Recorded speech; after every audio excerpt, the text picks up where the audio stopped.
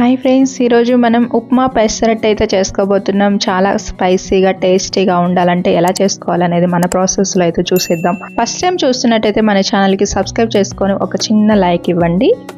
పచ్చిమిర్చి అయితే వేయించుకుంటున్నాం. దీంట్లోకి ఆయిల్ అయితే కొంచెం వేసుకుంటున్నాము. అలానే పచ్చిమిర్చి వేయించేటప్పుడు ఎప్పుడైనా సరే 2 ముక్కలుగా కట్ చేసి వేసుకుంటే అవి చింది మీదకి రాకుండా ఉంటాయన్నమాట. ఇది ఒక టిప్ లాగా మీరు చేసుకోండి ఈసారి. చూసారా, ఈ కలర్లోకి వచ్చిన తర్వాత జార్లో అయితే వేసేసుకుంటున్నాము. ఇదే ఆయిల్లోకి పల్లీలు వేసేసుకొని వీటిని కూడా కొంచెం చేంజ్ అయిన తర్వాత కలరు ఎండు కొబ్బరి అయితే వేసేసుకోవాలి. పల్లీలు ఎండు కొబ్బరి 2 కూడా బాగా కలర్ వచ్చేంత వరకు కూడా ఇలానే వేయించేసుకొని వీటిని కూడా జార్లోకి అయితే తీసేసుకోవాలన్నమాట. ఇప్పుడు దీంట్లోకి చింతపండు, కొంచెం వెల్లుల్లి, ఒక 4 రెబ్బలు, 1/2 స్పూన్ ఉప్పు, 1/2 స్పూన్ జీలకర్ర పౌడర్ వేసేసుకొని దీన్ని మెత్తగా మిక్సీ పట్టుకోవాలి. ఇప్పుడు దీంట్లోకి కొంచెం ఆయిల్ అయితే వేసుకొని రెడ్ చిల్లీ వేసుకొని చిటికెడు పసుపు కూడా వేసేసుకొని పచ్చెనగపప్పు, కొంచెం ఇంగువ వేసేసి కొంచెం కలర్ వచ్చేంత వరకు కూడా వీటిని ఇలానే వేయించుకోవాలన్నమాట. ఇప్పుడు కరివేపాకు వేసేసుకొని గంటెతో ఒక్కసారి ఇలాగా కలుపుతూ ఉంటేనే మనకి అది కూడా పచ్చెనగపప్పు, కరివేపాకు మంచిగా వేగుతాయన్నమాట.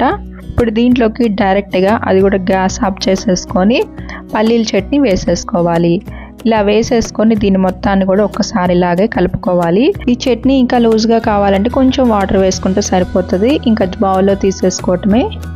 ఈ కడాయిలోకి ఆయిల్ వేసుకుందాము. ఇప్పుడు దీంట్లోకి జీడిపప్పు అలానే పచ్చెనగపప్పు వేసుకుందాము. జీడిపప్పు సన్నగా కట్ చేసి వేసుకోవాలి. ఇలా కలర్ కొంచెం చేంజ్ అయిన తర్వాత ఆనియన్ కూడా ఒకటి మీడియం సైజులో ఉన్నది కట్ చేసి వేసుకోవాలి. అలానే పచ్చిమిర్చి కూడా వేసుకున్నాము. అవి కూడా 2 వేసుకున్నాము. పచ్చిమిర్చి ఘాటు ఉండాలన్నమాట. కరివేపాకు వేసేసుకొని ఒక 1/2 స్పూన్ ఉప్పు అయితే వేసుకొని కలుపుకోవాలి ఒకసారి. కొంచెం ఇవి కలర్ వచ్చిన తర్వాత దీంట్లోకి ఒక 1/2 లీటర్ వాటర్ అయితే పోసేస్తున్నాము. ఇలా పోసేసుకున్న తర్వాత ఒక 3 మినిట్స్ అయితే మూత పెట్టుకోవాలి. 3 మినిట్స్ తర్వాత వాటర్ అనేది ఎలా బాయిల్ అవుతున్నాయో చూడండి. ఇప్పుడు దీంట్లోకి ఉప్మా రవ్వ ఒక 1/2 కప్ అయితే వేసుకుంటున్నాము. ఇలా రవ్వ అనేది పోస్తూ కూడా కలుపుకుంటూనే ఉండాలి. అప్పుడే మనకి స్మూత్గా రెడీ అయిపోతుంది. ఉప్మా అనేది గడ్డలు అనేది వస్తుంది కదా, అది రాకుండా ఉంటుంది. ఇలా వేసేసుకున్న తర్వాత ఒక్కసారి ఇలాగా కలిపేసి మళ్ళీ ఒక 3 మినిట్స్ మూత పెట్టుకోవాలి. 3 మినిట్స్ తర్వాత మూత తీసి చూసుకొని ఒక్కసారి దీని మొత్తాన్ని కూడా కలిపేసుకోవాలి. ఇంకా మూత పెట్టకుండానే దీన్ని ఇలా కలుపుకుంటూ ఉంటేనే మనకి వాటర్ అనేది కూడా మంచిగా ఇంకిపోయి మనకి ఎలా రెడీ అయిపోతుందో చూడండి. చూస్తున్నారా ఎలా ఉడుకుతుందో? ఇప్పుడు మనకి దగ్గరకు వచ్చేసింది. ఈ ఉప్మా అనేది పెసరట్టు ఉప్మాకి మరి లూజ్గా ఉండకూడదు, అలా అని అది కూడా మరి ఎక్కువగా గట్టిగా ఉండకూడదు, మీడియంగా ఉండాలన్నమాట. ఈ ప్రాసెస్లోకి వచ్చాక ఒక స్పూన్ నెయ్యి వేసుకొని బాగా కలిపేసుకొని స్టవ్ ఆఫ్ చేసేసుకోవటమే మనకి రెడీ అయిపోయింది. పెనం పెట్టుకొని ఇది వేడెక్కే లోపు పెసరపప్పుని మనం మెత్తగా మిక్సీ పట్టుకున్నాము. దీంట్లోకి ఉప్పు వేసి కలుపుకున్నాము. 1/2 స్పూను జీలకర్ర పౌడర్ వేసి కలుపుకున్నాము. దాని తర్వాత ఇలా దోశ వేసుకోవాలి. దోశ కూడా పలచగా ఉండాలన్నమాట.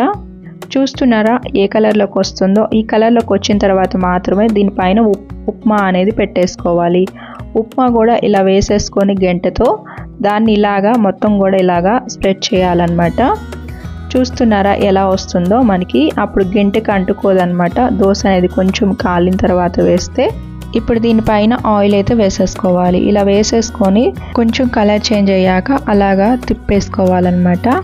అప్పుడు రెండో వైపు కూడా తిప్పుకుంటే కలర్ అనేది ఇలా వచ్చేస్తుంది. ప్లేట్లోకి తీసేసుకోవటమే. పెసరట్టు ఉప్మా అనేది బయట ఎంత టేస్ట్ ఉంటుందో సేమ్ అదే టేస్ట్తో మనకి ఇలా రెడీ అయిపోతుంది అన్నమాట.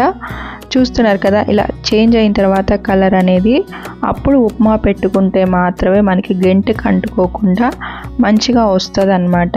కొంతమందికి అలా మంచిగా రాదు, అందుకని రెండోసారి కూడా ఇలాగా చెప్తున్నాను. ఫస్ట్ టైం చేసుకునే వాళ్ళకి మాత్రమే. ఇలా ఆయిల్ వేసేసుకొని దాన్ని ఇలా రెండో వైపు తిప్పేసుకొని ప్లేట్లోకి తీసేసుకోవటమే. చూస్తున్నారు కదా, మీకు ఎలా అనిపించింది? అది కూడా ఉప్మా పెసరట్టు పల్లీల చట్నీతో అనేది కామెంట్ చేయండి. మన ఛానల్ని సబ్స్క్రైబ్ చేసుకొని చిన్న లైక్ ఇచ్చేసి ఫాలో అవుతుండండి. Thank you so much. Bye.